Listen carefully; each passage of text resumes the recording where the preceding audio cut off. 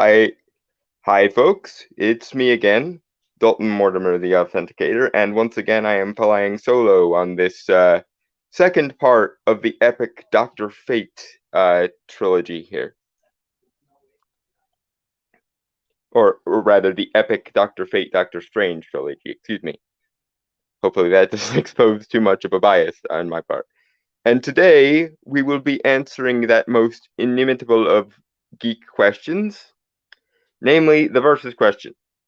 Because I want you to imagine you're in a argument or conversation on the interwebs, um, talking about these two characters, and you've already internalized the thing I spent 40 minutes or so talking about last week, i.e., that Dr. Fate chronologically came first in terms of publication history, but neither of them is a ripoff because they come from various different schools of historical influences and, of course, magical and esoteric philosophy.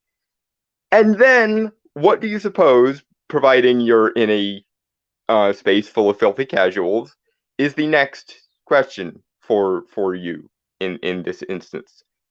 Answer: you get locked into the versus conversation.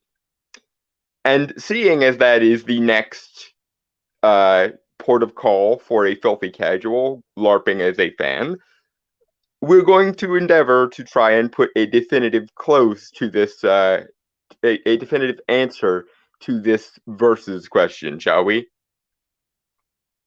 Namely, Doctor Fate, Doctor Strange, who wins? But before we get there, let's establish some ground rules, because whenever one engages with these types of questions, it's good to go in with ground rules. Ground rule number one: I'm sure there are people who, given the being backed into a rhetorical corner, will say, well, it doesn't really matter about the in-universe logic because it only matters what the writers contrive to happen in the story. Okay, number one, that's inherently disingenuous, and basically it's the argument of, well, if the universe decides that one of them should win, then the universe is going to get what it wants, derp.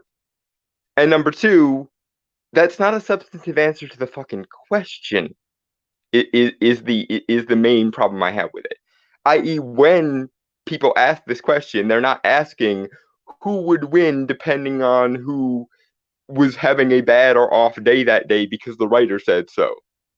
That's not what they're asking. They're asking best case scenario for both characters on relatively equal footing. Who carries the day based on power, skill, ability, and etc. So that is the impetus behind which we are working today. No out of universe plot contrivances, no writer's bias here. We are going to ask ourselves this question as though these characters exist somewhere out there in the vastness of a multiverse, which they probably do, probably several versions of them, considering both DC and Marvel have their own separate corners of the omniverse. But that's neither here nor there. Assuming that these characters actually exist as they are described to exist in their respective universes, and assuming that we could find some way of objectively comparing them, and assuming they're both at the top of their game, so there's no, well, the sun was in my eyes, well, I was going through a rough time, well, I was depowered for plot contrivance reasons by a previous event or whatnot. Assuming that Doctor Strange is in his classic, like, 60s through 80s full power scale, and assuming Dr. Fate is at his most powerful, which is definitely, yes, going to be the Kent Nielsen incarnation, and definitely going to be at a time when he and Abu were working together harmoniously with each other. Assuming that all other things being equal and all other things being as um perfect as they can be, i.e., both characters are in their prime and there's no writing plot contrivance getting in the way, who wins?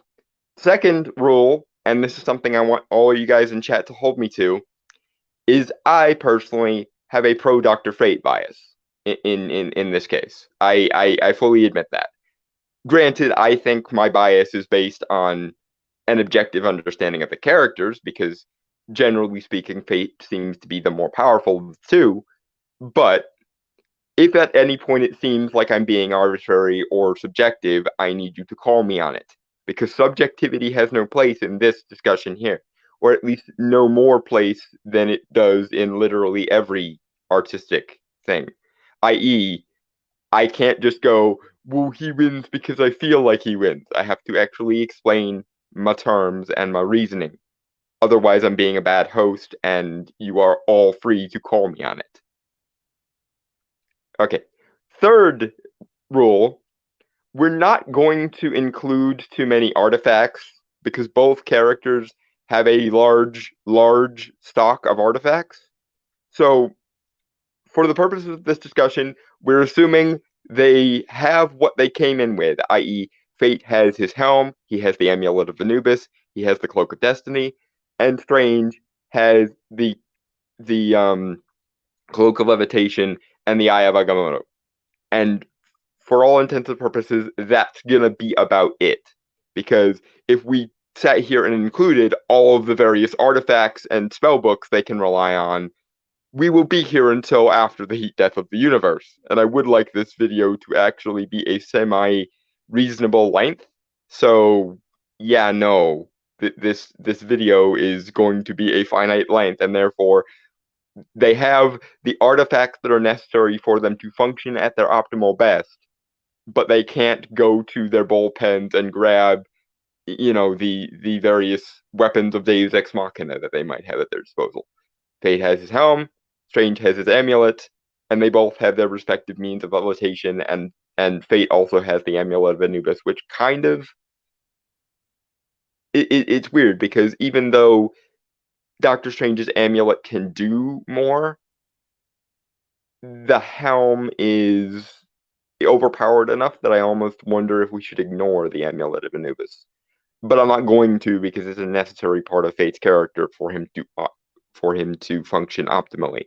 So that those are the rules. Number one, no out of universe plot contrivances. We're acting as though the question is who wins on an even playing field when both characters are at their best, because that is functionally the question being asked when people ask the versus question. They're not asking which character wins based on who the writer is favoring that day. They're asking, assuming that these characters have some standard measure of power, which wins? So that's where we're operating. Rule 2, I have a pro Dr. Fate bias, so feel free to call me on it if you think it's rearing its ugly head. And Rule 3, no artifacts simply for time purposes, and also because not even I can remember all of them. I will, however, allow that Strange's cloak is sapient, which might break continuity because that was less of a thing in classic Doctor Strange's era, and I've had many arguments with many other actual Doctor Strange fans, in particular my buddy on Twitter, Sanctum Blog, about whether or not the sapience of Strange's cloak is a good thing or a bad thing. But I'm favoring it being a good thing, and also the helm exhibits levels of sapience from time to time as well. So honestly, it's an effort to make them more even. So anyway, with all of the ground rules laid, it's fight night, kids, and the combatants are the two greatest magic users in their respective universes. So where do we begin? I think the easiest place to begin, and I do like starting with the easiest question to answer first, is with the cinematic incarnations, because this wouldn't be very much a definitive video um if we didn't at least talk about the cinematic incarnations, because I guarantee like 30% of the comments would have been, why are you talking about only the comic ones? What about what about the cinematic incarnations? You need to do a separate video for the cinematic incarnations. So fine.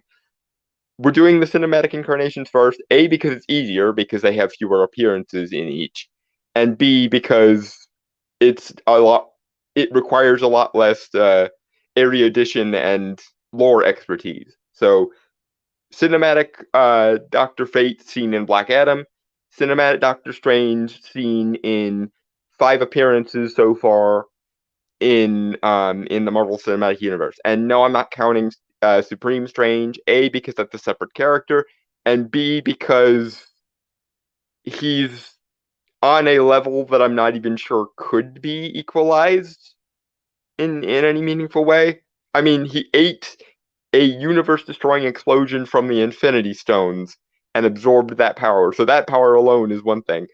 But um but he also absorbed all the like gods and metaphysical beings in his respective universe. So yeah, no.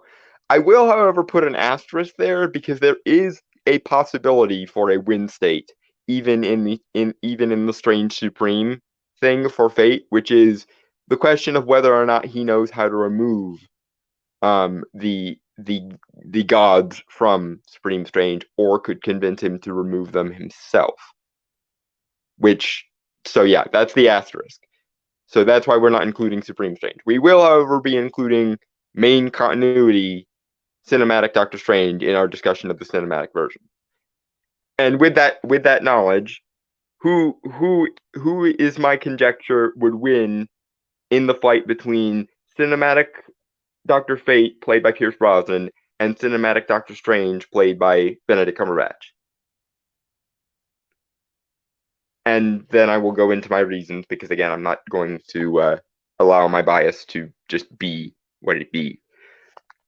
I think that Fate takes it, and I can already determine some of the counter arguments. Well, Strange has more spells. Well, Strange has a greater roster of spells that he seems able to rely on. To which my response is yes, but here's the thing. Cinematic Stephen Strange, which is which again, we'll get into comic Doctor Fate and comic Doctor Strange here in a bit, but um we are we are going to deal with the easiest question to answer first, which is the cinematic ones.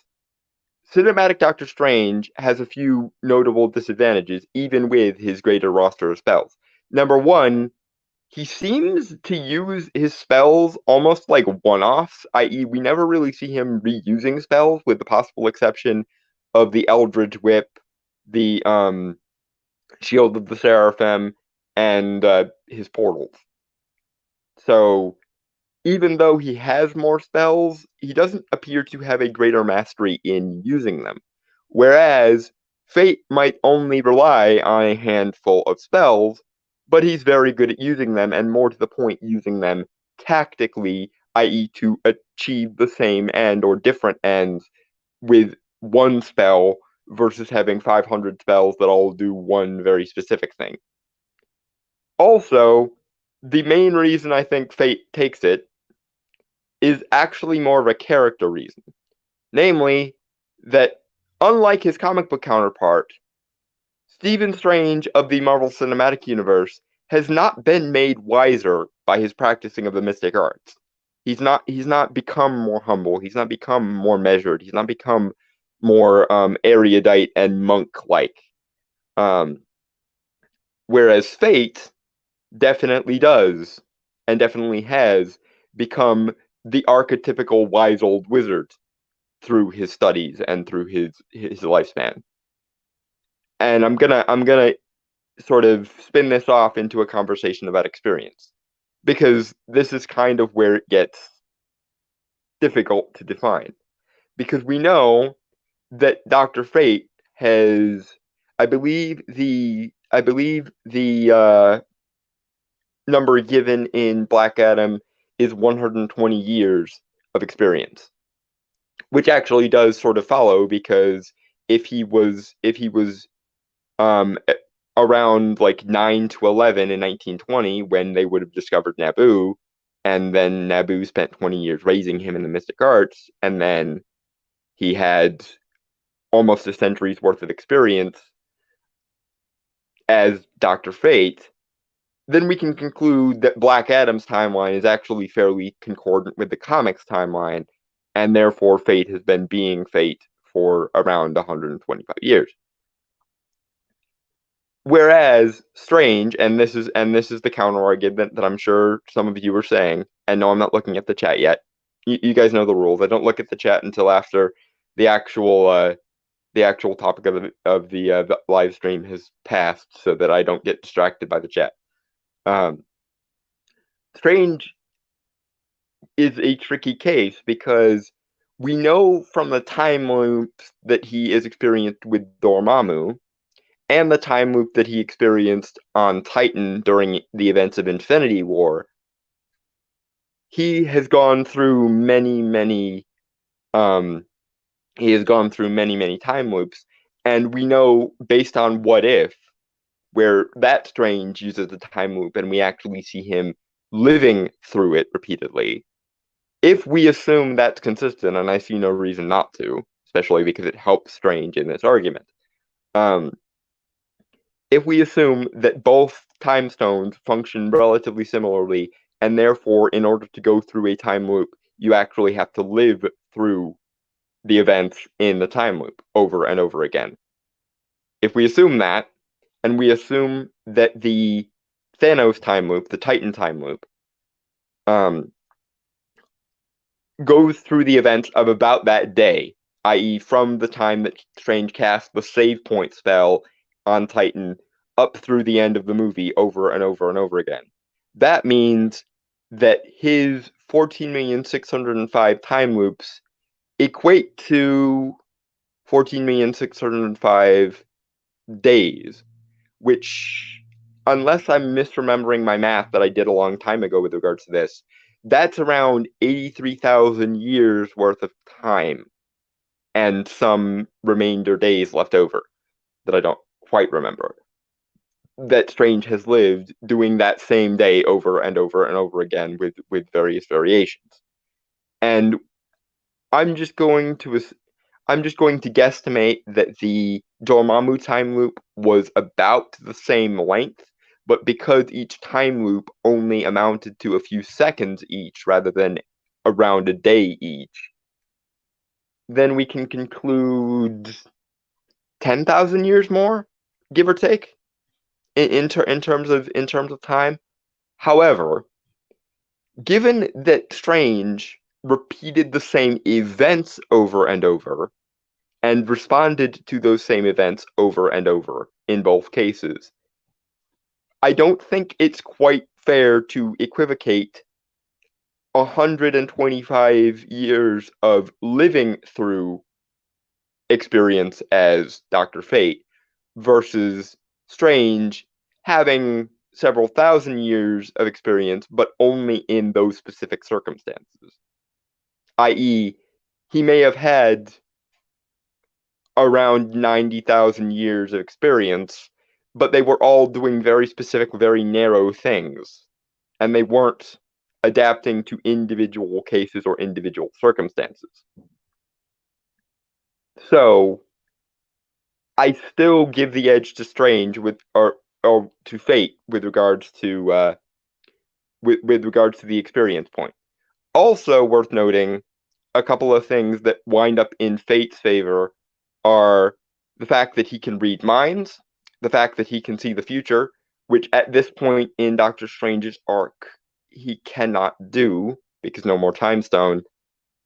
And even if you gave it back to him, he's not exactly good at using it on the fly, whereas Fate can apparently just see into the future whenever he likes. Also, because he can read minds as well, he can read minds and he can see into the future. That means he knows obviously about present circumstances. He knows how his opponent thinks about those present circumstances, and he roughly knows how those circumstances are going to play out.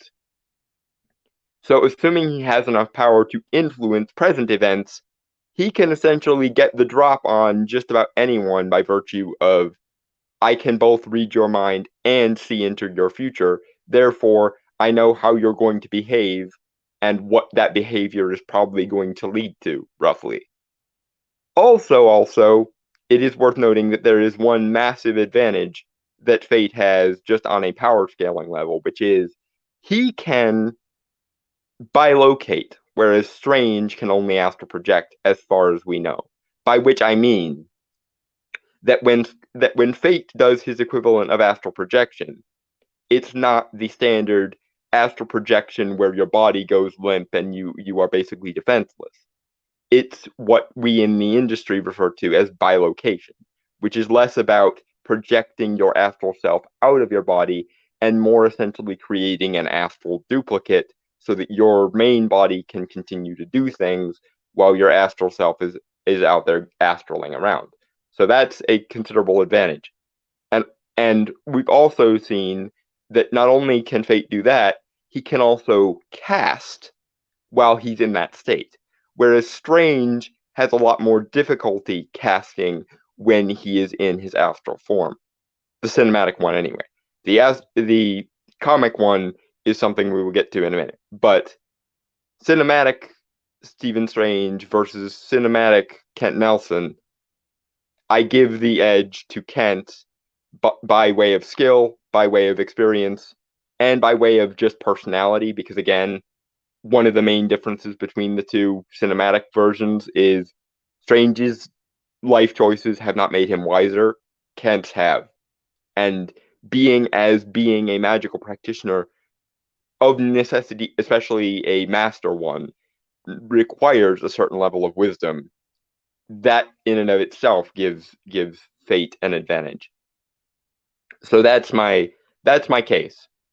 Also, while we've seen both of them employ a multiform technique, in Strange's case, it was the images of icon. In Fate's case, I don't think his multiform technique ever got a name. That's just something he can do on a whim.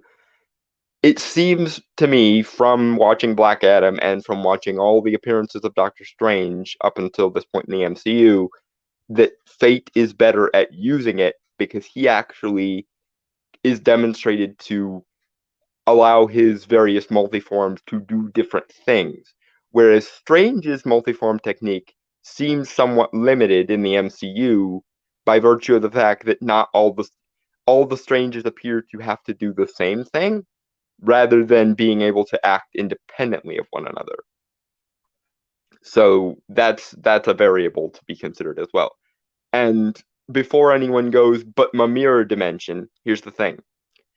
While Strange uses his sling ring to create portals, Fate can just conjure portals. Thus, and there is no reason to assume that Fate's portals would be flummoxed or inconvenienced by being in another dimension, because almost all versions of Dr. Fate, in every version that I have ever seen, in comics, in movies, in TV shows, etc., have been shown to have the capacity to transcend dimensions, which is kind of necessary when you consider that most versions of the Tower of Fate don't have doors. They require portals to get into. So if we assume that Strange's portals can get him in and out of the mirror dimension, then we can assume the same for Fate's portals. Thus, the mirror dimension isn't really that much of an issue, and even if it were, for some plot contrivance reason, Fate has been shown to be able to create energy walls and energy constructs capable of sectioning off portions of a given dimensional space, like he does at the end of Black Adam when he's fighting Sabak and doesn't want Carter to get in the way. He's able to block off the entire Justice Society, including Black Adam, from interfering with him. So if Fate found himself in the mirror dimension, he probably would just wall a section of it off to make it his own sort of mini dimension within it. And there's very little Fate probably, or rather, there's very little Strange could probably do to counter that. So yes, I give the edge to cinematic Fate. Hopefully it's not just me being a fanboy.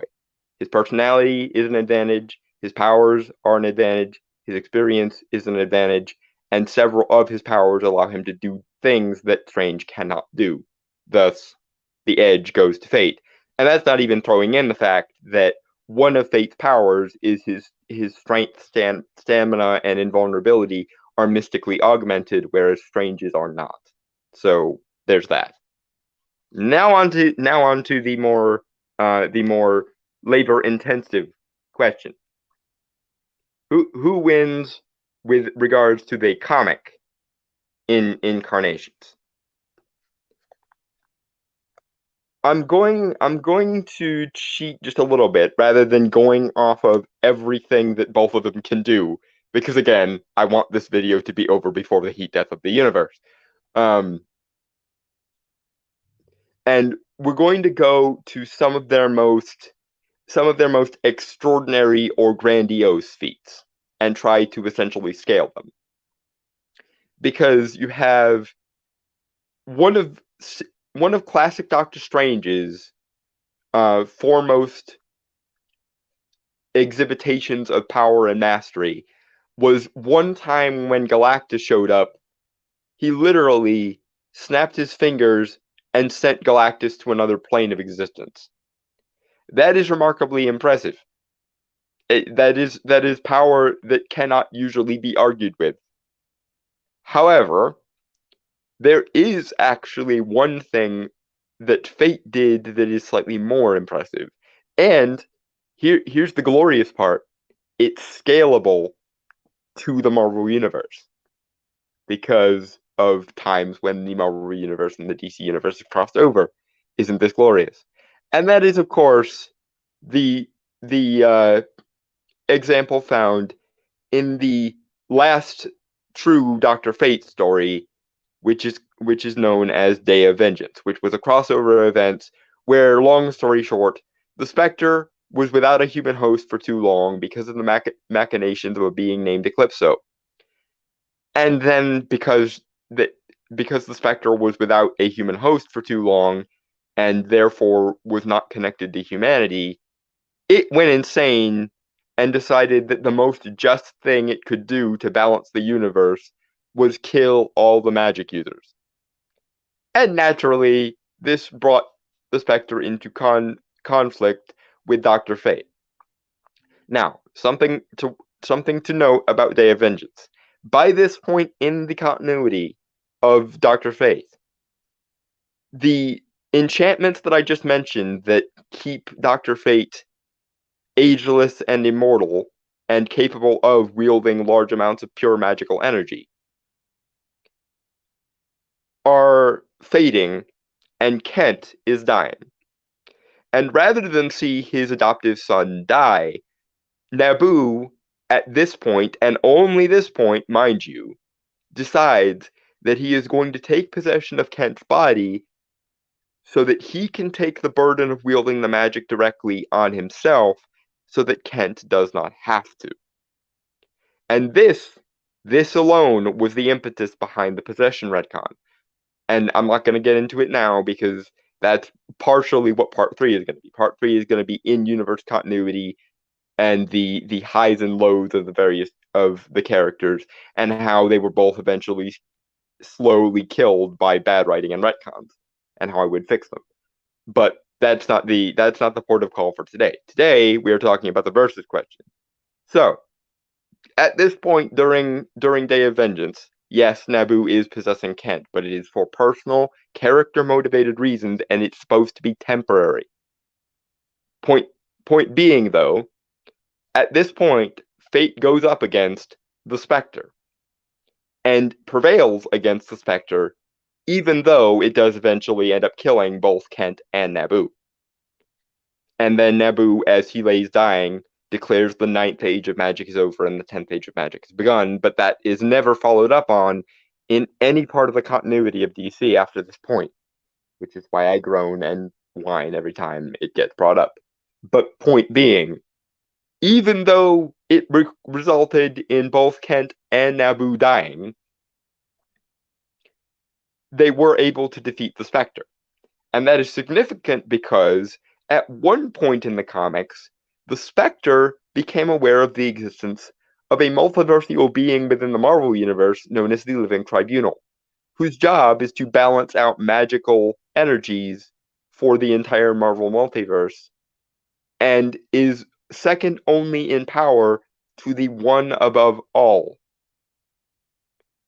And they were on enough of an even footing that they eventually just stopped fighting and decided to work together, and it inadvertently created the Amalgam Universe. My point is that the Spectre is on par with the Living Tribunal.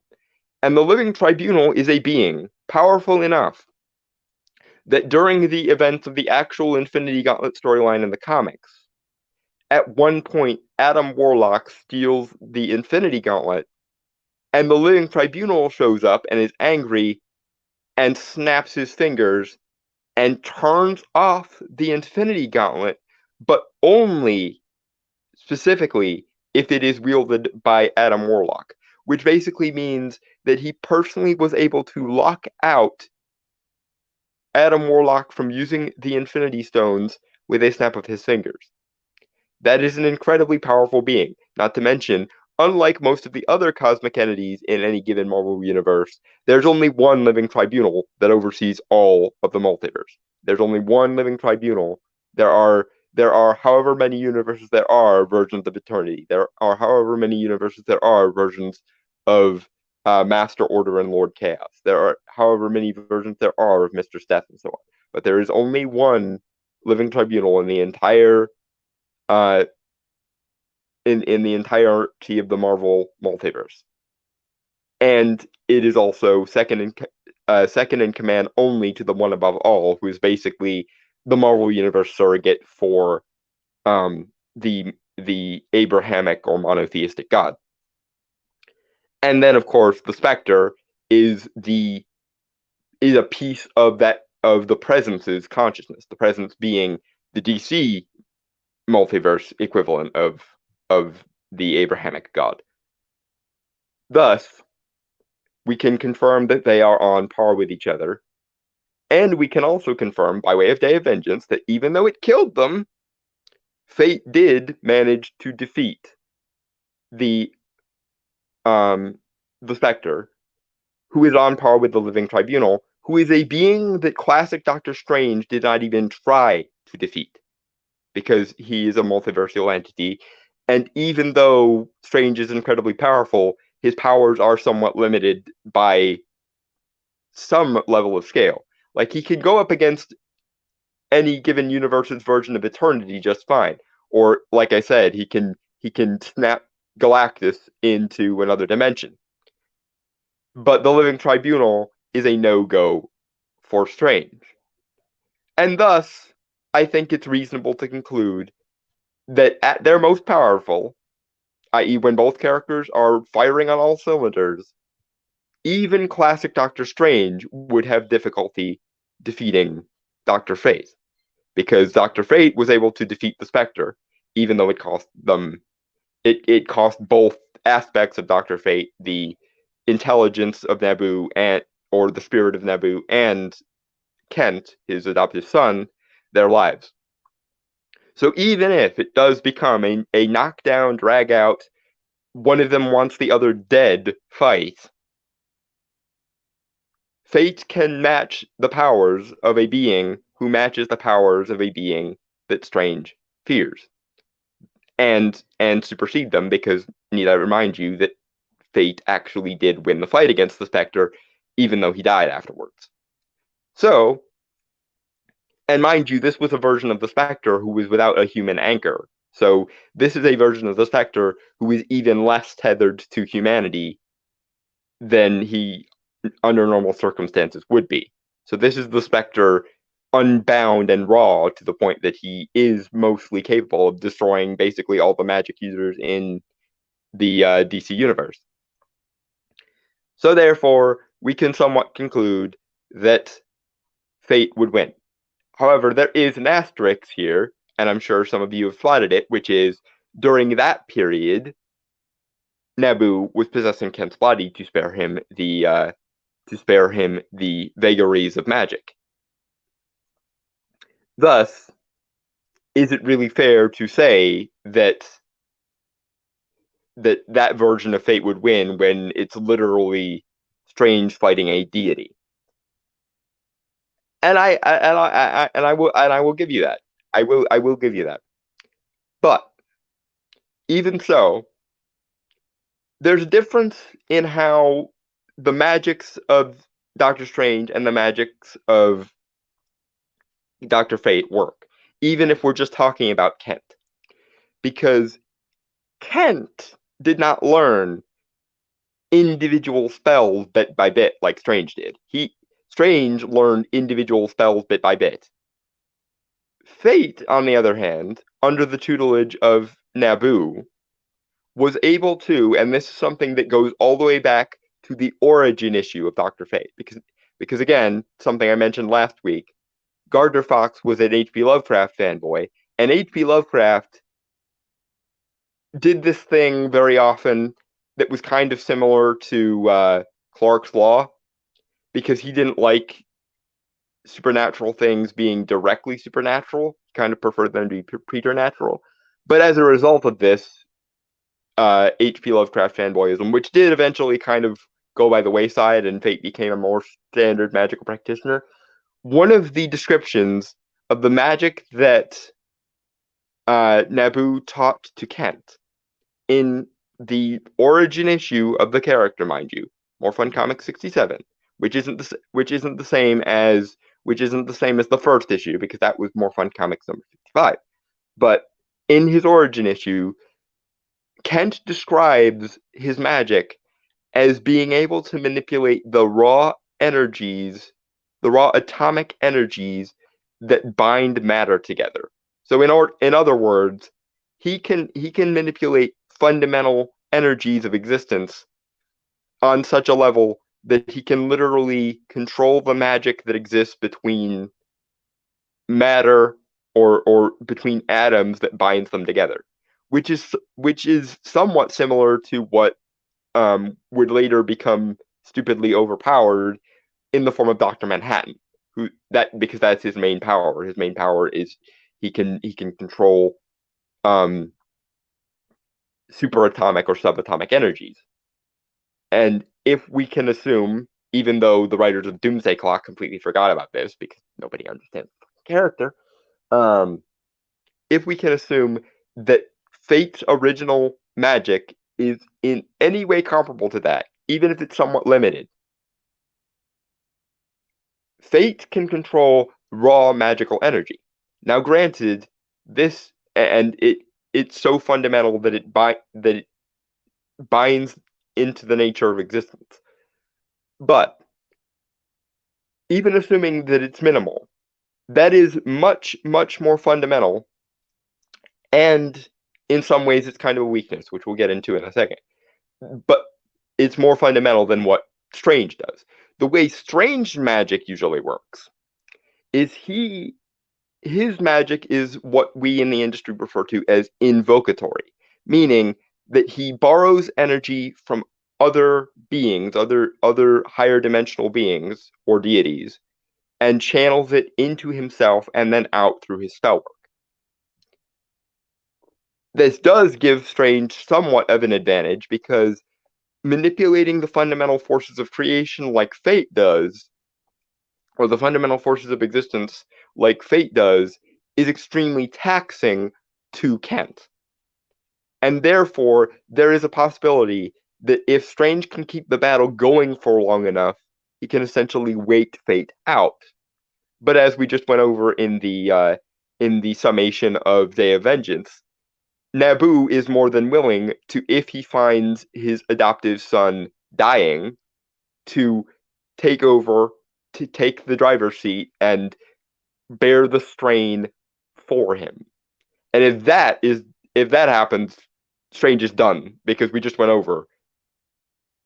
At that point, you're talking about someone who can solo the Spectre, who is on par with the Living Tribunal, who Strange fears with a passion. And one of classic Strange's earliest stories as the Sorcerer Supreme was trying to convince the Living Tribunal not to destroy his universe because he couldn't fight him straight up. So anyway, yes, if Strange stalemates Kent and Naboo takes over, the fight is over. Strange is well fucked at that point because there is the difference between Strange and Fate is essentially Strange learns his powers from an immortal human being. No matter how powerful the Ancient One is, he's still only human. Kent, on the other hand, learned his learn his magics starting in his childhood, which also gives him a bit of an advantage, from literally at the knee of a god who also he still has a personal connection with. And the other thing about how Strange's magic works that gives Fate a distinct advantage here is while Strange's magic is mostly invocatory by borrowing the energies of other beings and then drawing them into himself and then out through his spell work. He doesn't have anything like a personal relationship with most of them. It's a very distant thing. The Vishanti, for example, which are the main three beings that I'm sorry, I keep bollocksing up their names and it annoys me. It's because I'm thinking and talking too quickly, I think. But point being, the Vishanti are not going to come and save Strange's ass. They're not going to pull his ass out of the fire. And they're also off in some higher dimensional plane somewhere and only can be contacted through the mechanics of the spell. Whereas Fate has the advantage of the deity that he draws most of his power and knowledge from is literally in his helmet. And they have a profoundly personal relationship because said deity was Kent's adoptive father for 20 years. And they work together on a regular basis while Naboo is in the helmet. And, like I just said, Naboo cares for Kent on a personal level enough to, if he sees Kent struggling or if he sees Kent about to die, he's going to take over, and at that point the fight is over. At no point, unless he literally summons them, are the Vishanti going to give a shit about what Strange is doing. And if he summons them, there's a good chance they might be pissed off at him for doing so. So, yeah. I still give the edge to I still give the edge to I still give the edge to Fate in a one-on-one between on a one-on-one versus fight between Fate and Strange. However, this changes if we substitute in another incarnation of Dr. Fate. Because while Enza was Kent's apprentice and did have a personal relationship with Naboo in the sense of being his daughter-in-law by adoption, she is nowhere near as powerful as Kent. And Naboo does have to do a significant more portion of the handiwork or of the heavy lifting than he does with Kent. So if it's Enza Nelson rather than Kent Nelson wearing the helmet, if this is between the part where Kent's body becomes discorporated because it can't handle the strain, and so Naboo draws his spirit into the amulet of Anubis and gives the helm over to Enza. If it's during that period, then Strange wins, because Enza simply does not have the power necessary to carry on that fight. If it is during the half-helm period of Kent's tenure, where the influence of Naboo was becoming too overwhelming for both of them, so Kent crafted his own minor helmet, which had a like cowl style half of its face missing, then probably Kent still wins, but it's much more up in the air. If it's Hector Hall, the son of Carter Hall, who was the third incarnation of Dr. Fate, I do believe, who is the son of Hawk and Dove, and therefore a embodiment of both order and chaos, and therefore more of a balancing force for the Lords of Order than their servant. I would still probably give it to Strange, because while Hector was an excellent incarnation of Dr. Fate and definitely a worthy incarnation of Dr. Fate, he didn't rise to the level of mastery of someone like Kent. That's the benefit of being raised in a magical lifestyle from the age of like 11 all the way versus learning magic later on in life. And also, there's only so much of Order's magic that Hector can use because he has one foot in chaos, and therefore it becomes harder for him to channel order directly. And we don't really need to talk about any of the other incarnations of Dr. Fate because none of them have a chance. The Strausses, which is the couple that take over possession of the Tower of Fate after both Kent and Enza have died, probably either an even stalemate or Strange takes it. Khalid Nasir is it doesn't even last 5 minutes and Strange takes it because by that point the stupid possession retcon is in place and we're not talking about it. And and the worst incarnation of Dr. Fate, the one that literally tried to melt down the helm, Jared Stevens, is just laughable. Also, he's kind of comparable in his fighting style to a Doctor Strange villain, a like C or D list Doctor Strange villain known as Silver Dagger. And the only time Silver Dagger was actually a threat was when he stumbled on Strange meditating one day and managed to stab him with an enchanted dagger before he could defend himself. So Kent, if Kent is the incarnation of Doctor Fate we're talking about, and we are talking about them in their primes, then Fate wins. Any other version, Strange probably either wins or draws. That's as far as I'm willing to expound on this because we would otherwise literally have to go through both characters' entire production histories, and we will do that next week. But it needs to be its own the next time I do one of these videos, but it which might be Friday ish, depending. But next time we do one of these videos, it will be in universe continuity, the characters' histories outside of their origins, and how said characters were disserviced by bad writing and retcons, and more importantly, how I would fix it or some writing guidelines for fixing it. Um, that will be part 3. Part 1 was necessary because you need to understand the character history, what their origin was, and most importantly, which of them is a ripoff, i.e., neither. And in order to explain that neither, I had to go into not just their in-universe origins, but also their out-of-universe origins, namely the influences in history that led to the creation of the characters, which it did.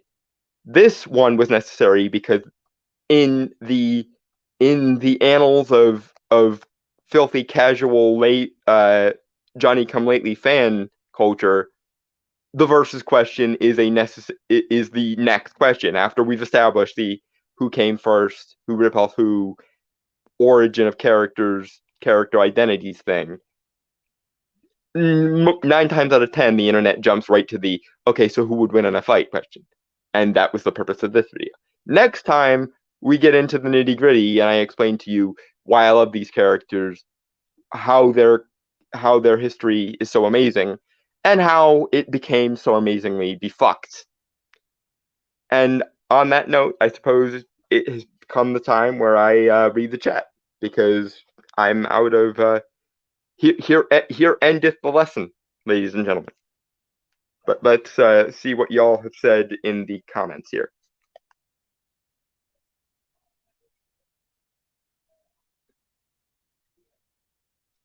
I'm scrolling back up to the top, so if I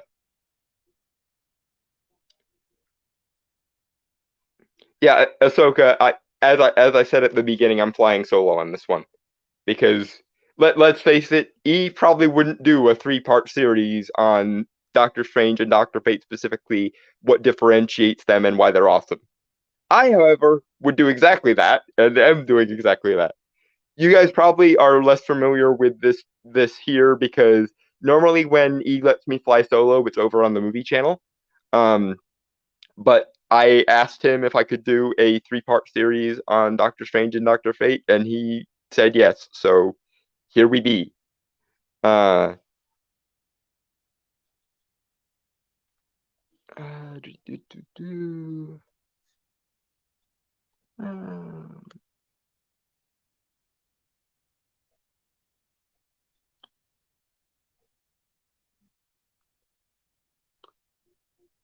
Why does Doctor Fate wear the mask? he wears the helm of Naboo because, okay, I'm gonna have to briefly summarize the origin again. Basically, he was the son of an archaeologist named Sven Nelson. He and his father, this happened in the 1920s, by the way. He and his father unearthed the tomb of a Egyptian or Mesopotamian soothsayer named Nabu the Wise, who actually, as it turns out, was a class of deity known as a Lord of Order. Unfortunately, in order to, or rather through the process of waking him, a noxious gas was released from the tomb, which resulted in Sven dying.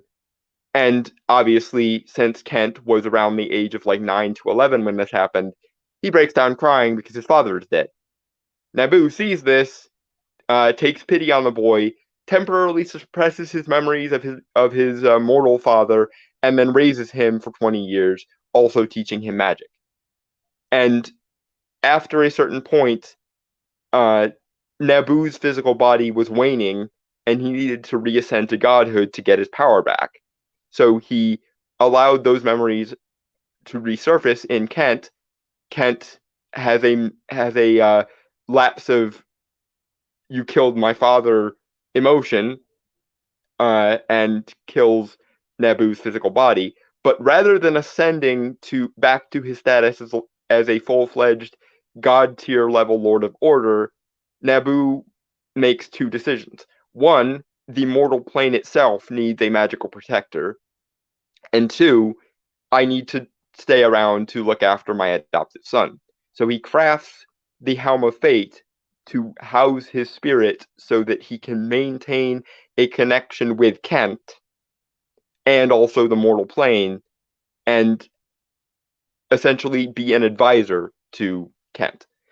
Basically, how the Helm of Fate classically functions before the stupid possession shit, before all of that nonsense, is imagine if instead of the Fortress of Solitude's Jor-El AI for Superman existing in the Fortress of Solitude, imagine if he could just put on a helmet and the Jor-El AI would be there to advise him. That's basically what the Helm of Fate does. That, and also amplify the protective spells that Naboo placed on Kent so that he can have enhanced durability, enhanced strength, etc.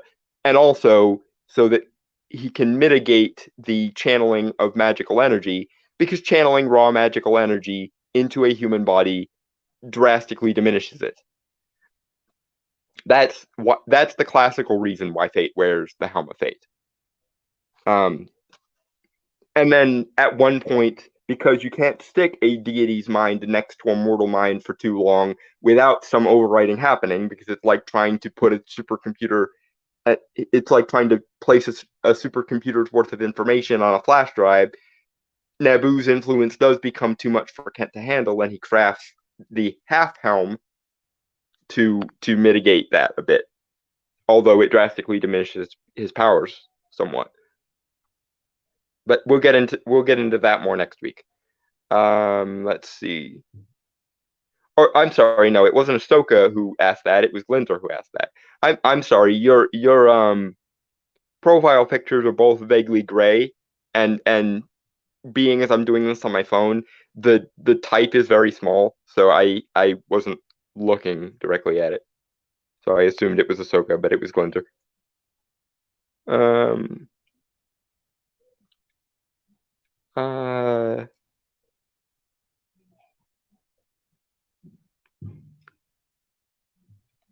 No, no, Ed.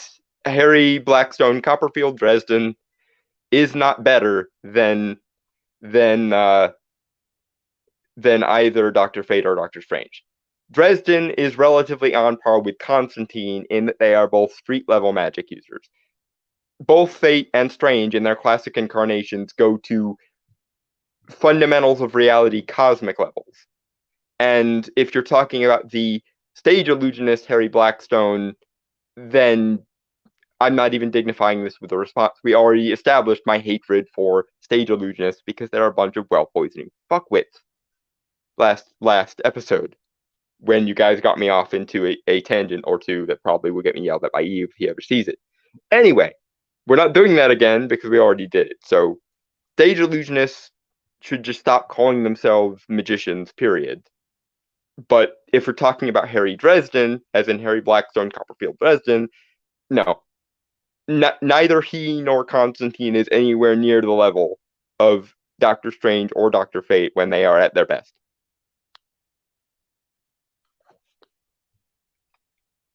Um, do, do, do, do.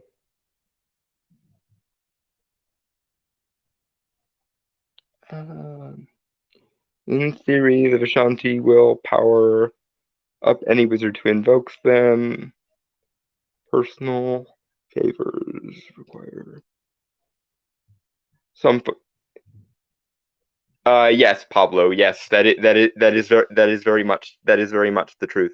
Although I will give this to the Vishanti, they are very, very specific on only powering up people they define as good, because they are essentially the counterweight to the dark god Cthon, who is the god of chaos and darkness and the discoverer of chaos magic. Most famously, the one who is the patron of Scarlet Witch, which is why the Book of the Vishanti is the direct mirror counter to the Darkhold, because Cthon is technically the most powerful of Earth's elder gods in the Marvel universe and created the Darkhold to be a vessel for chaos magic.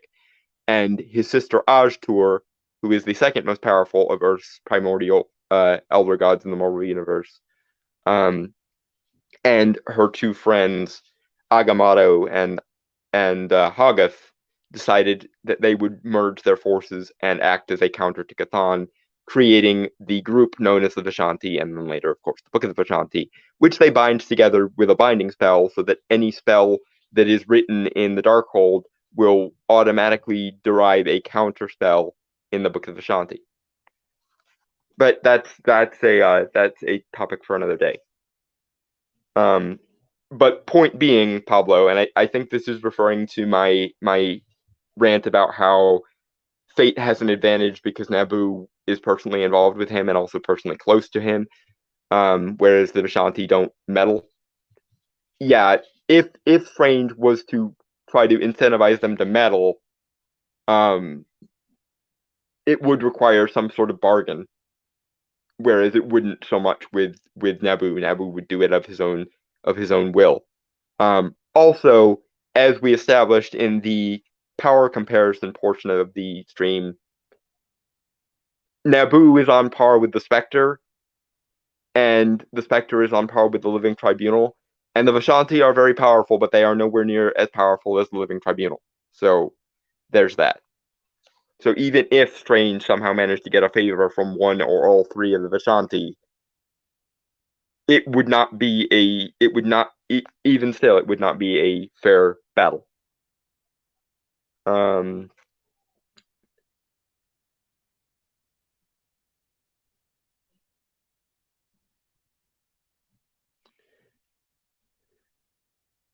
um, uh, Cumberbatch, Peppermint. Um, Strongest in terms of raw magical potential, yes, probably the MCU Scarlet Witch. Strongest in terms of mastery, at least post the death of the Ancient One, is probably Agatha Harkness, i.e., she actually has skill, whereas Wanda's approach is very often just shoot enough energy at the problem until it goes away. And because she's stupidly OP, that works. But in terms of skill, mastery, and experience, again, in a post Ancient One MCU would probably be Agatha Harkness. She's also my favorite magic user in the MCU, mostly because she's the only magic user I feel like I could talk shop with. Whereas Strange, or rather MCU Strange, is kind of an idiot, and Wanda is unstable. So of the magic users that remain in the MCU, Agatha Harkness is both my favorite and the most skilled, even if she's not strictly speaking the most powerful. Um, and Pablo a little further down, beat me to it. Um, to be fair, she does have reality warping hex magic, but she also appears to be rather hesitant in using it, especially when she's feeling quote unquote reasonable. So there is that. Um,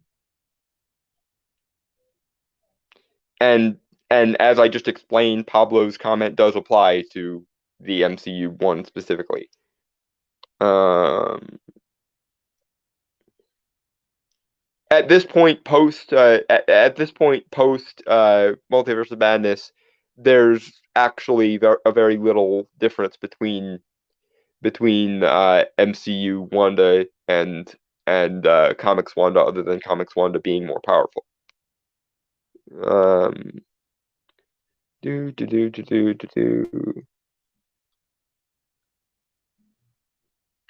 Yeah, I agree with you. They don't as I mentioned earlier, I much prefer the way Black Adam handled Dr. Fate because they actually allowed a master magic user or a master practitioner to be wise. And that is something that is very necessary to a magic practitioner to be, because magic is a skill that must be learnt, and it must be learnt in a existential metaphysical sense. It's not like a mutant power, and it's not like science. It requires wisdom to get good at it in the first place. So Strange not being wise and measured the way he should be, and the way he was in the comment or comics, excuse me. Um, it does massively not just piss me off, but handicap him in a fight between him and Pierce Brosnan's Dr. Fate. Uh,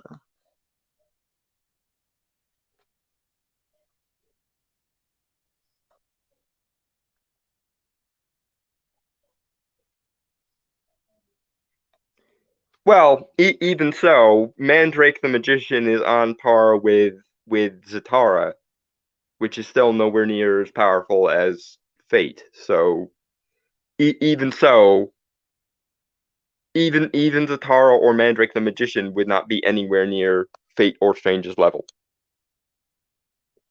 Um,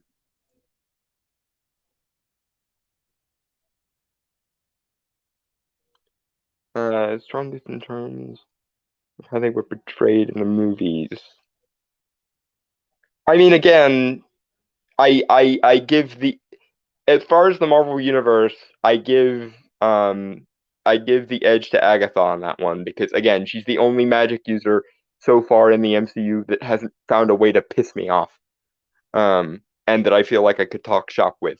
Granted, she would try to drain my ass once we got done talking shop because that's what she does in the MCU, but I would have a little bit of an ace in the hole in that case because I know the secret of the Scandinavian death curse, which means I can basically taint my magic as she's taking it. And if she takes it into herself when it's cursed, then I can remove her ability to drain energy from other things. Haha.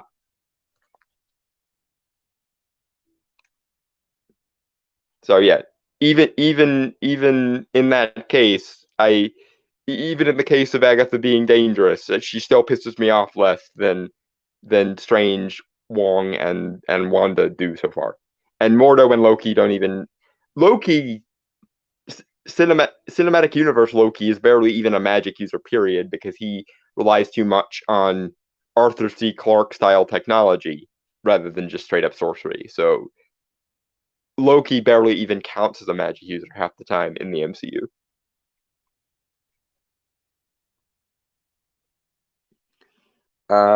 Let's see. Oh, Austin's here. Hi, Austin. Um, sounds like you'd like uh, Brand, Brandon Sanderson's magic writing. Um, lots of rules and okay, okay.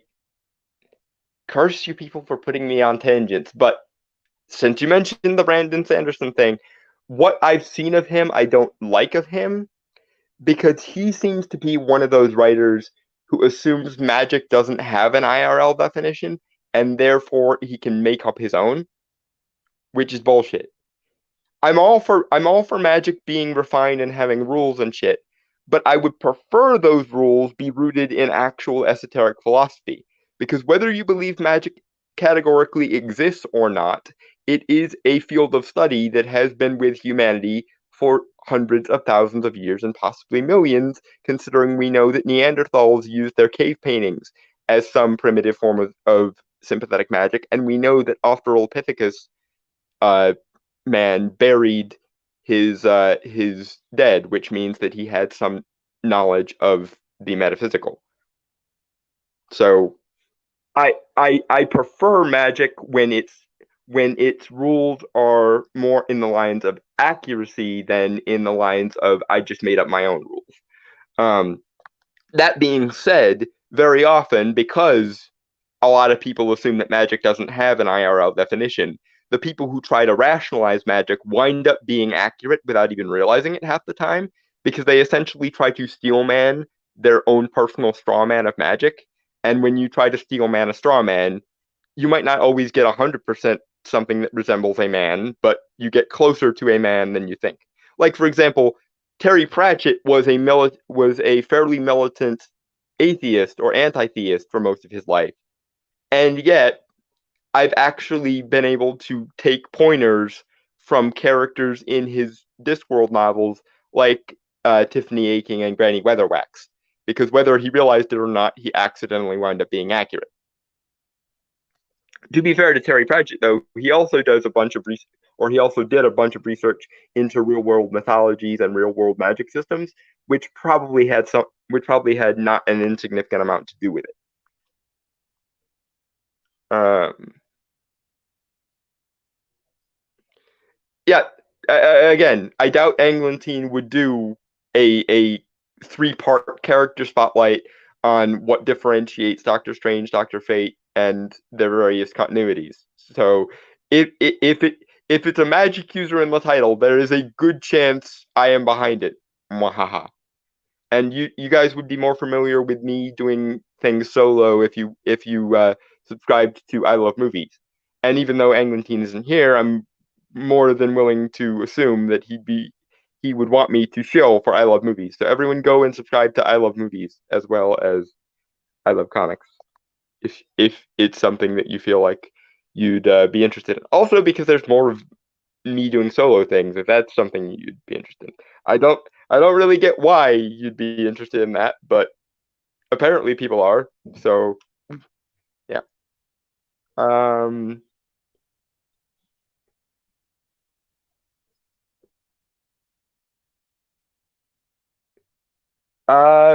the fifth dimensional imps are a tricky case because there's a question as to whether they even use magic, or at least what the rest of the DC universe would recognize as magic. It's possible that because they come from the fifth dimension, they just use the vantage point of being a fifth dimensional being to accomplish things that are comparable to magic. Like for like for example, I'm kind of using the logic of Flatland here, um, which there's an excellent video done by Carl Sagan a long time ago on higher dimensional geometries and so on. But imagine you are a three-dimensional person, which shouldn't be hard, looking down at a two-dimensional space, like a drawing. From the perspective of a being that lives in that second dimension, i.e., from the perspective of the drawing person, you have powers that they could not normally conceive of because you have a whole other dimension to operate within. A fifth dimensional being would be just like that in relation to us, or even more so. It'd be like a three-dimensional being interacting with a one-dimensional being, i.e., basically just a dot on a flat surface. So some of the fifth dimensional imp's abilities have more to do with the fact that they are fifth dimensional than whether or not they're magic users. And yes, I'm aware the continuity fluctuates on that to whether to as to whether they are magic users or aren't. So I kind of prefer my most of their magic is due to them either not using magic period and just using their vantage point as a fifth dimensional being to do something approximating it, or they're basically just their dimension's version of regular sorcerers, but because they're using it from 2 dimensions up, the scale is massively increased. Which brings up the question: if fate knew a spell to pop into the fifth dimension and thought the imps on equal terms, would fate win? And I'm inclined to go yes, because one thing we can know for sure with the imps is they don't really seem to have much in the way of mastery. They rely more on overt power to get things done. And I know that because they're a bunch of joke happy tricksters who don't take anything seriously. So I very much doubt there's a fifth dimensional imp sitting there over whatever their equivalent of a grimoire would be, learning things the good old fashioned way. Granted, if there was one of those, he would be powerful as fuck, but we haven't seen one of those yet.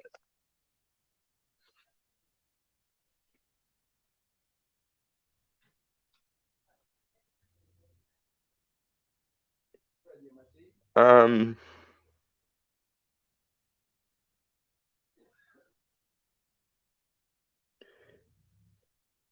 Again, Austin, my standard for magic in fiction is very similar to my standard for science in fiction. Good sci-fi doesn't doesn't make up things whole cloth, like um, Star Trek to some extent, Doctor Who, etc.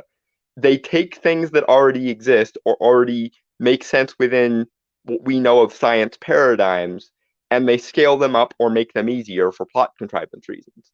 That's how I would prefer magic be approached. Take take real world esoteric philosophy and scale it up so that it can do things that would normally be impractical to do in real life.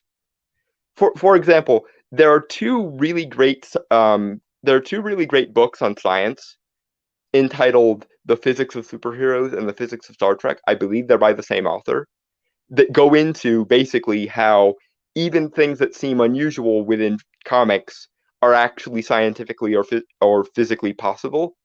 And the same thing goes for the physics of Star Trek.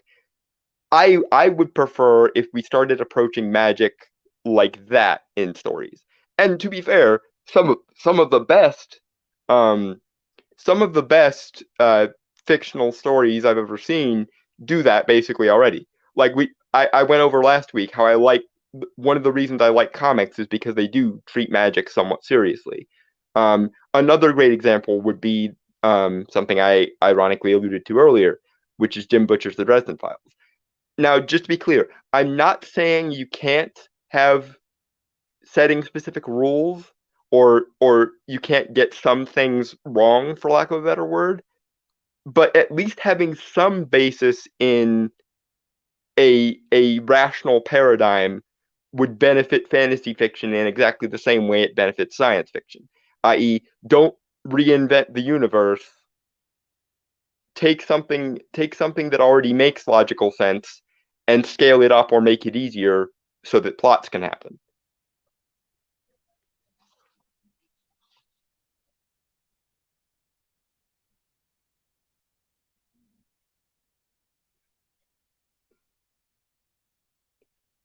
I mean, to be fair to Cumberbatch there, um, I have a bias in favor of Hermetic and Gnostic esoteric philosophy. However, I'm not opposed to other systems. Like I've been studying magic for 16 years, and I've studied things all over the shop. I've studied hoodoo. I've studied root work. I've studied conjure. I've studied Wicca. I've studied English cunning folk magic. I've been all over the shop, and yes, I do tend to lean more in a hermetic direction. But that doesn't mean it needs to be. For example, a really great example of accurate magic systems from a source that frankly surprises even me, even though I grew up with the show, is Uncle from the show Jackie Chan Adventures.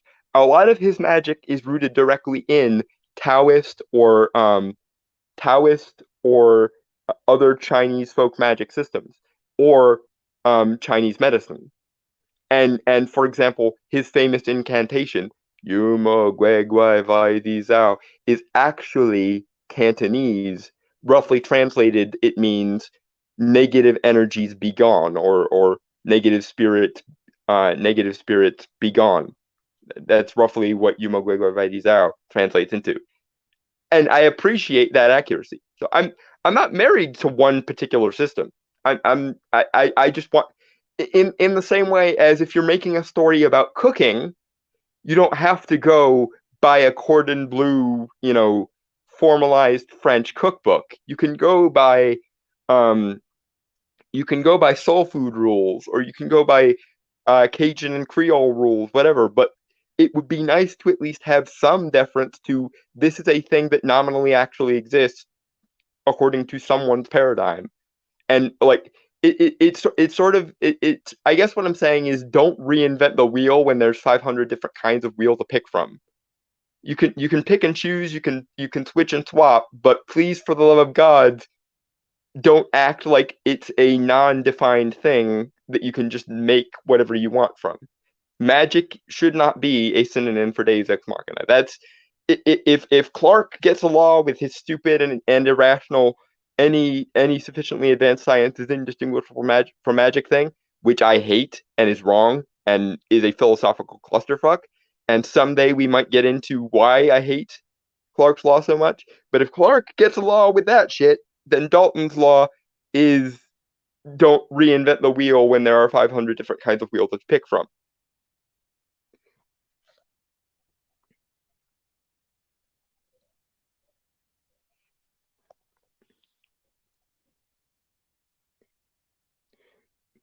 Yeah, no, magic is a very deep rabbit hole, but again, you don't have to go into everything. Like, you don't have to have a setting where everything simultaneously exists.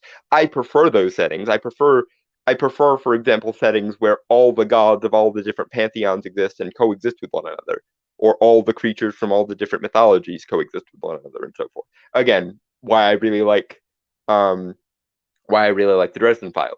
But you don't have to. You can pick one system. Like, you could have a universe where everything operates based on hoodoo, rootwork, and conjure rules, or you can have a system where it's only hermetic magic. But pick something, because aside from all the reasons why I feel like that is the correct answer, it's also the easiest answer, because the work has already been done for you. Just like with sci-fi, you could try to reinvent an entire new classification of science, or you could pick up a book on physics every great now and again and use real science as some kind of basis. And likewise, you could, I suppose, reinvent a new thing and call it, and yet still call it magic. But why would you bother when you have all of these resources to possibly pull from, bearing in mind that you don't have to pull from them 100% accurately all the time? Just make a sincere attempt, and you can also mix and match things. Again, think of the Dresden Files. It doesn't get things 100% accurate, but there are things in Dresden Files that I've actually used in my practice and they work, and there are things that other magicians that I know of have used in their practice from Dresden Files that work. For example, in one book that is a favorite book of mine, which is Ritual Offerings by Aaron Letich. There's a segment in there where one of the authors, it's a compilation of different of essays and writings on the topic of ritual offerings. One of the authors is explaining to the reader how to feed a familiar spirit, and he keeps his familiar spirit in a skull, and he literally references Bob from Dresden Files. And you can imagine, as both a magical practitioner and a Dresden Files fan, how much I went, "Yay! I'm not the only one who gets it." When I read that section of the book. But we're once again getting way off into the weeds of actual metaphysics or actual religion, and I'm not going too deep into that. That's the kind of stuff I can go into on my own channel. Which, for those that don't know, I have my own channel. It's called The Authenticator. Um, but that's neither here nor there.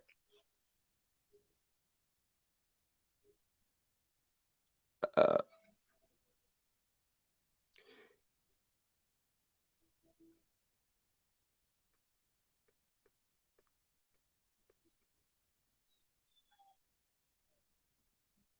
No, you won't die by it, but in general, in general, I think the consequences of it speak for itself.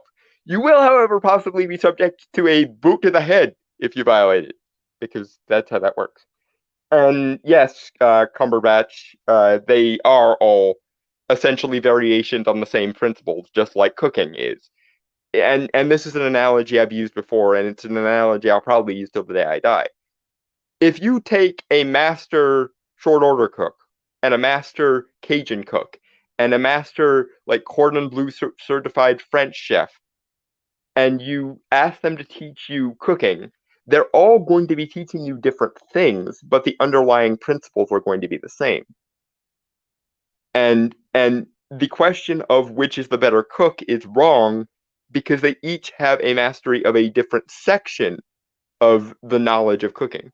And frankly, someone capable of learning from all of them, even if they don't master each one individually to the same degree of mastery, might in some ways be able to do better than the individual masters. Because the problem of the problem of mastering a individual system to its highest degree is there are other systems and things outside that system might be off limits for you. Like if you throw a cordon bleu, um, if you throw a cordon bleu French chef in the deep South, where everyone expects either short order cooks or like Cajun and Creole cooks, they're going to be a little bit out of their depth because a it's a similar degree of mastery, but it's a similar degree of mastery of a different system that all ultimately operate under underlying principles, and magic is the same way. All magic essentially operates by the same principles, but every individual system of magic uses those principles in a very specific, very unique way.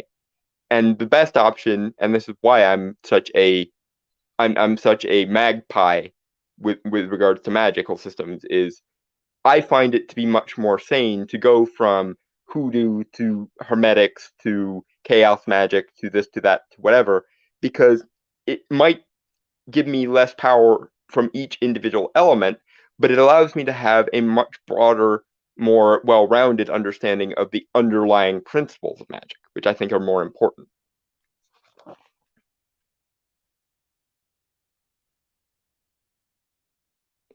All right. The last comment I see is that one by Cumberbatch. So if anyone has anything else to say, then that's good. If not, then we will call it there. I really hope the whole live stream recorded because before I popped in here, it said I needed to make space, and I deleted two of the no name live streams that Anglin did a while ago because I assumed that those were the ones that he would be okay with me most deleting.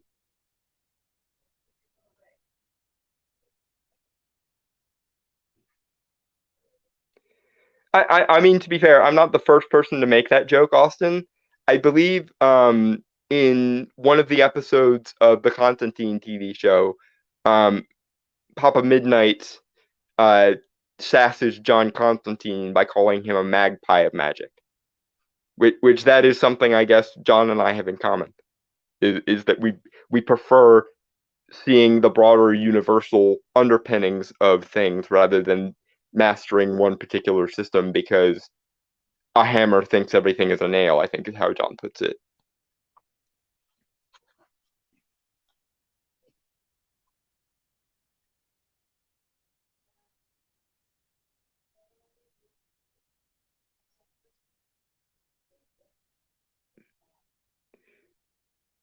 Oh, Pablo, if we got off into a cooking tangent, then this would be an even longer stream. Because, frankly, cooking is one of my other areas of special interest. I'm mildly autistic about the way I get into things. I obsessively download large sums of information on things that interest me. I have a whole shelf full of cookbooks. Um, and funnily enough, I have two cookbooks that literally essentially seek to bridge the gap between magic and cooking. and you can imagine how much I squeaked when I found out those were a thing. One of them is called Spirits of the Otherworld, and it's specifically about how to use cocktails as ritual libations and how the history of cocktails ties into the history of various different kinds of magic. Um, it appears to be excellent. The other one is called The Witch's Feast, if anyone is interested in those. I'm well aware that most people wouldn't be interested in those, but hey, you're this far down the rabbit hole. You listen to me go on about you listen to me go on for like 2 hours now about Dr. Fate and Dr. Strange and how they tie into real magic. So you're this far down the rabbit hole. You might find that interesting.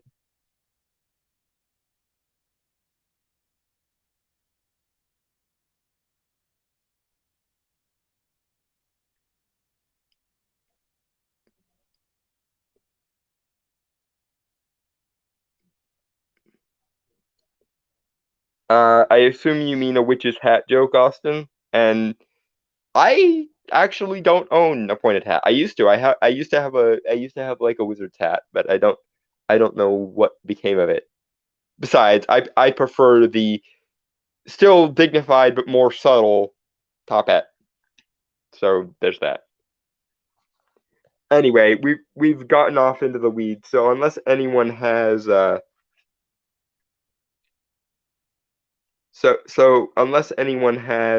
any final thoughts or any final questions, I think we should probably call it. Um, I'm experimenting to create. Ahsoka, you have a question. Please feel free to ask it. Although you probably could have just asked it, and assuming I saw it, I would answer it. Um, doesn't Fate have a daughter, and doesn't Strange as well? Um, I know I believe it's the Ultimate Universe, Strange had a son, but I don't recall any knowledge of th he and Quia having a daughter. Um, Same thing with Kent and Enza. I don't think they had. I'm not even sure if Kent and Enza had children. Um, Although that is something I will have to look up to verify. Um, I know the fifth Doctor Fate, which was his great great nephew Kent V. Nelson, is supposedly related to him, and I think Khalid Nasir is also like his great nephew, like 3 times removed or something. Um, because for some reason they feel like if we tie this character to the original character everyone liked, it will make it okay to have them not learn any magic and to just have it for some reason, right? Yeah, no, magic is something you should learn.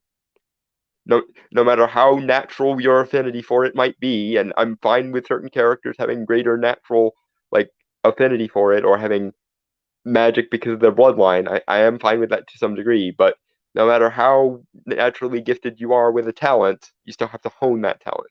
You can be you can be born with perfect pitch, but if no one ever hands you an instrument, then you're never going to become a master musician. And you can be born with a savant uh gift for mathematics, but if no one ever teaches you any mathematics, you're never going to become a great mathematician. The same should in most cases be true of magic. You can have characters have a natural affinity, but that's as far as I'll go.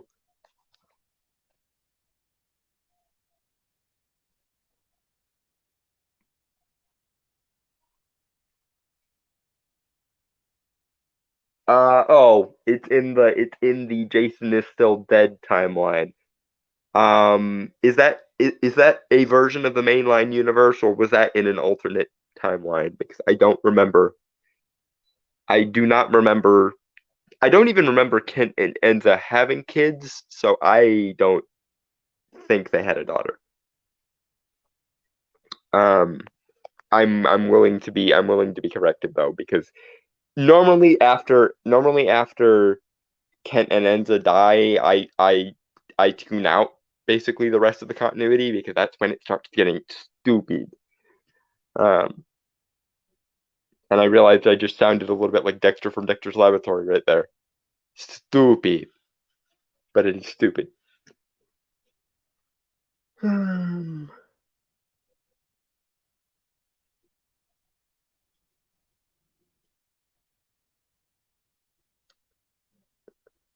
Oh, okay. I've never read the Young Justice comics. I'm only familiar with the show, so that is a question. Um, although I although I'm not sure I want that to be a thing or not, because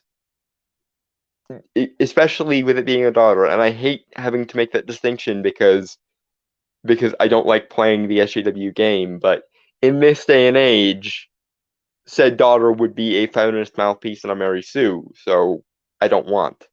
In fact, I'm done with the possession retcon entirely, but I'm even more done with the Lords of Order just deciding to give the helm to random people now, and they just have magic.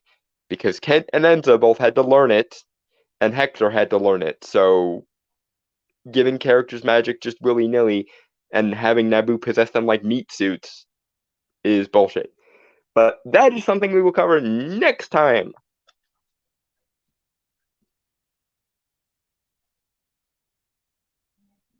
Um,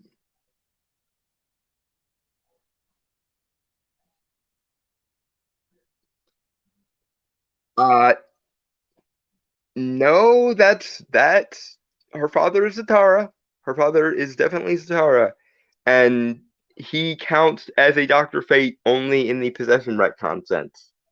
And while he's definitely a better choice for a successor to the helm than some of the choices for the successor to the helm have been in the comics, I still I hate the possession retcon, and as good as Young Justice the show is, I hate that it basically normalized the possession retcon outside of the comics. Because for most of the DC animated universe, they operated based on Golden Age Doctor Fate standards, where Naboo advised Kent not possess him. But but we are apparently in a universe now where most people, when they think of Doctor Fate, think of the possession retcon rather than the advisory role that Naboo is supposed to have, which is annoying.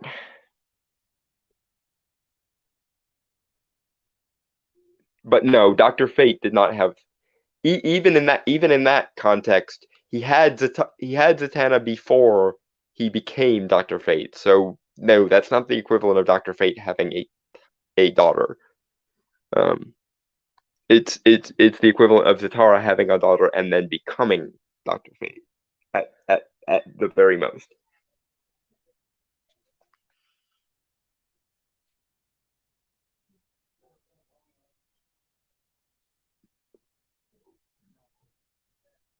Yeah, no, he is a much better choice, and they even went so far as to explain why he was a good choice. In the show, which I do appreciate that he was a better successor to the helm than 90% of the successors to the helm that we've gotten in the comics. That still doesn't make the possession retcon likable or okay. Um, and it still makes Naboo a soulless tyrant rather than the wise Lord of Order he's supposed to be, which I hate.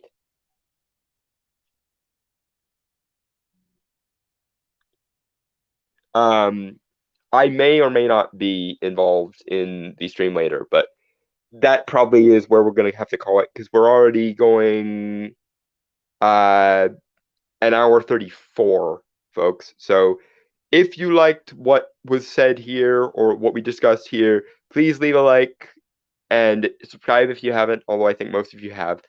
Um, Also, feel free to subscribe to I Love Movies, where I do more solo stuff. Um, and also, while I'm shilling for things, subscribe to my weekly podcast that I do with the Brainstormer of Pop Culture called Podcast at the Storm, which we do every Sunday. And also subscribe to the the podcast I do with Mr. E2099 called The Duality of Man, where we discuss men's rights and men's issues, if that's something you find interesting. And if you're going on a subscribing spree, you can also feel free to subscribe to my actual channel, which is called The Authenticator. But in fairness, I hardly ever post there because I'm too busy posting elsewhere and guest appearing other places. So I would forgive you if you ignored that one. Anyway, on that note, I will be hitting you guys with episode 3 either on Friday or sometime next week. And I will talk to you later and see you in the next one. Cheers, guys.